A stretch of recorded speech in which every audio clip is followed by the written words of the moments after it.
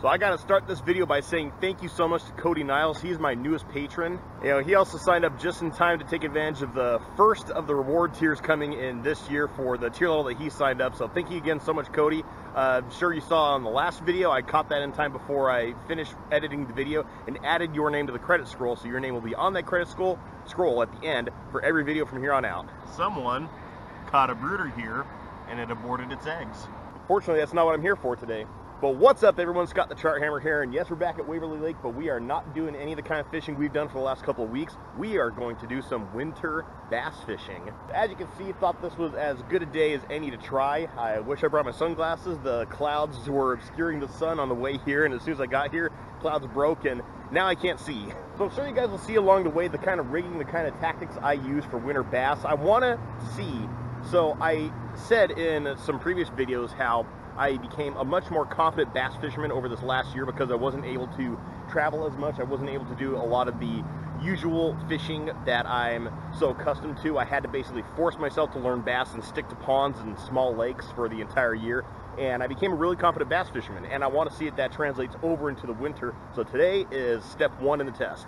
But before we get into the video, I'm going to ask you guys, please subscribe to the channel because I am trying to get this channel to grow to 1,000 subscribers, and I need your help to do that. So if you could, please hit the subscribe button down there and the notify bell up there so you're going to be the first to see all the great content that's going to come from the channel. Speaking of subscribe, it's Saturday. I've got some shout outs I need to give for some new subscribers. I hope to God I'm pronouncing your name correctly, but Joe Klipsch and Goat Finder. Thank you guys so much for subscribing to the channel. It means the universe to me. That's how this channel is going to get to the point I want to be, and I can't do it without you guys, so that's why I say thank you with these shout outs on the channel on my weekend videos. And I got a ton of subscribers this week that had their account settings on private. You guys know who you are. You guys are rock stars. I thank you just the same. So yeah, like I just showed, if you guys subscribe to the channel and your account settings on public, I can read your name. I'll give you a shout out in my weekend video. And giveaways are returning. I got to get an idea of what I want to do for a giveaway first. Yep, you saw me. There you go, guys. That's a fish. There you go, guys. That's unreal! Oh, this is such an awesome looking fish. Oh, yeah! All right, guys, check that out. All right, so I want you guys to meet my friend Ned. He's quite deadly, at least for winter bass. There we go. I can see again. So here is my first promise I will make with winter bass fishing. You will be bored out of your mind. So, you know, this is cast number 1, and I've already had my lure in the water for probably 3 minutes, and I've moved it maybe 10 feet.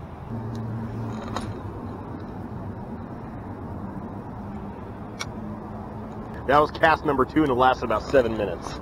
So the idea is bass are going to be in the deepest, warmest, most oxygenated part of a pond, and they are not going to move. And even though their metabolism basically shuts off, you can still catch bass in the winter. You just got to fish slow enough to bore you.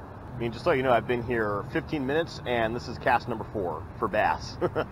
All I'm doing with this Ned Rig is I'm sort of getting my finger on the line like I would for trout, and just like sort of hopping it, giving it a couple very small hops, dragging it toward me at the same time. You know, if I were going to reel to drag this, I would reel at a pace like this.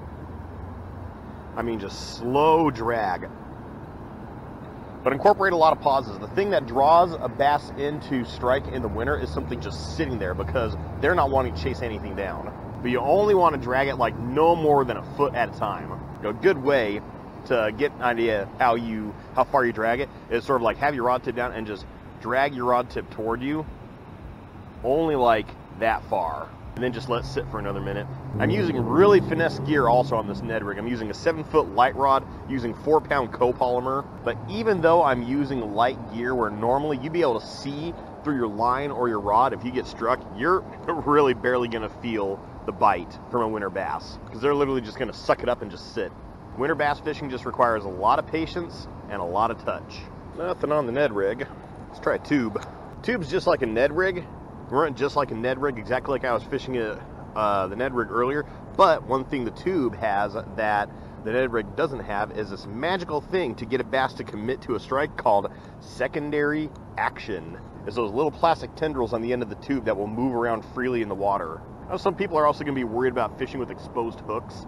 fishing the bottom, but if you're patient and you're just slowly dragging your bait along, you're going to feel if you come across anything that would hang up, but also the slow pace makes it a lot less likely for the hook to get stuck into something like a branch. I mean, I fished that Ned Rig for about 20 minutes on the bottom, didn't hang up on anything, so don't be too worried about getting stuck on stuff.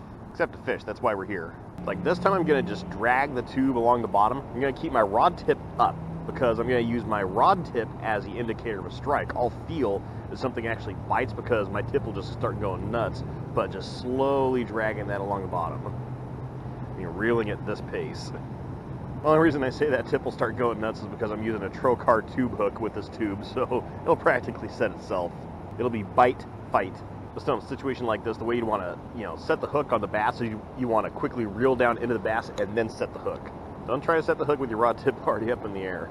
You'll hit yourself in the face, or worse. That's also a benefit of having this open core right here on the handle of the rod, is I can feel the core of the rod, so I can tell, the rod will tell me if I get a strike doing it this way.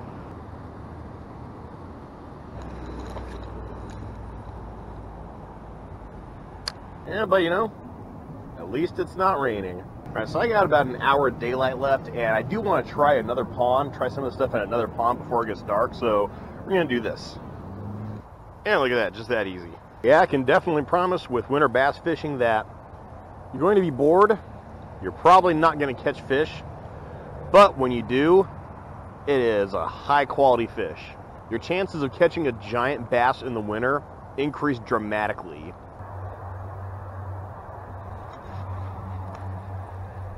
Felt my rod tip shake. Something took interest for a second. I've got an idea. Just in time for the rain. There's something active over here. Yeah, I'm not gonna lie though. This is all I was thinking about when I was magnet fishing here last time. Doing some winter bass fishing. Oh, it's probably gonna suck here in a minute. I'm in danger. Yeah, it's not gonna be worth it here real quick. Well, hello, audience. Sophia, you gonna say hi? You gonna try to grab the camera again? Yep. Says, Daddy, you keep doing this, I'm gonna figure out how to do it. Then I make my own channel and take you over. Aren't you so cute? Look at you. Say, hi, friends of Daddy.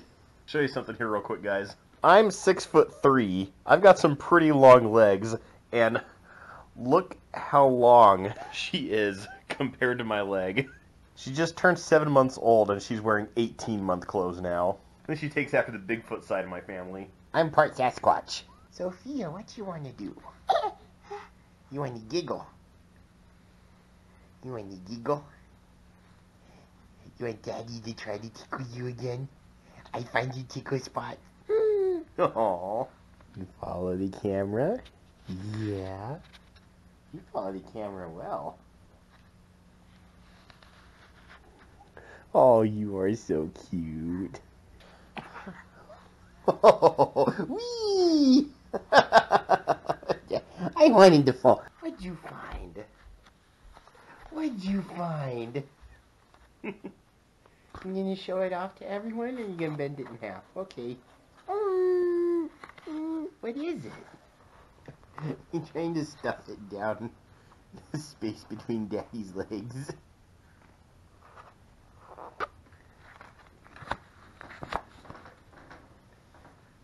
Where'd he go? Where'd he go? I'll take this instead.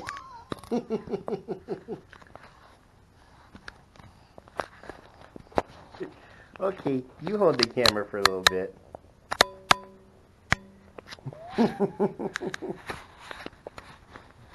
take a picture of yourself and Daddy. Oh, don't eat it. You're gonna say something to the audience? A cough? Okay. Oh, you got hands. Now you're talking. Yeah. Sophia. Oh, snuggle. Aww. Is that a tasty hand? Can I share with Daddy? Oh, nom nom nom nom.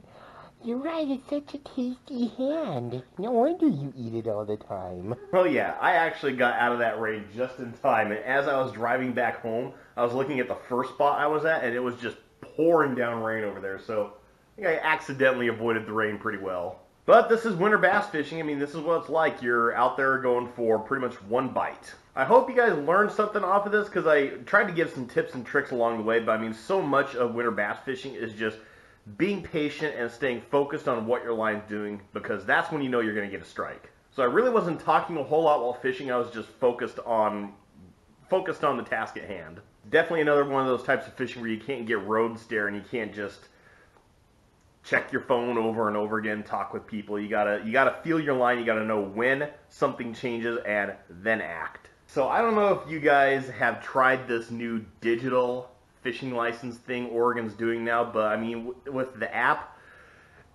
it's pretty much a tire fire. Pretty much what I'm going through right now is I paid for my licenses. I have the receipt and the slip and everything that says that I have my ID number for it.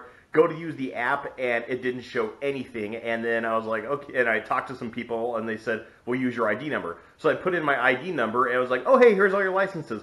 But now all the information you use is already used by someone else. I'm like, no, it's my information I'm trying to use, and like, you have to use a different email, and I have one email. Technology's stupid. But it's okay, I was able to fish today. I was able to fish, I'll probably be able to fish this whole weekend. I gotta go to the ODFW office on Monday to get this figured out because of how stupid the app is. But I know some guys from OSP, and they told me that they have their own specific means of verifying your license. So if anyone sees me, you know, I just have to show them, yeah, this is the situation. They're like, okay, well, you know, we can tell you have your license, we have it on our side, so you can still fish. Probably should have just stayed with the old-fashioned way of having a paper license. But anyway, I want to know what you guys thought down in the comments below. If you guys enjoyed this video, if you guys learned something about winter bass fishing, please leave a like on your way out. And I want to do some more giveaways, so please give me ideas on what the giveaway should be, because I like doing giveaways that are really seasonally relevant.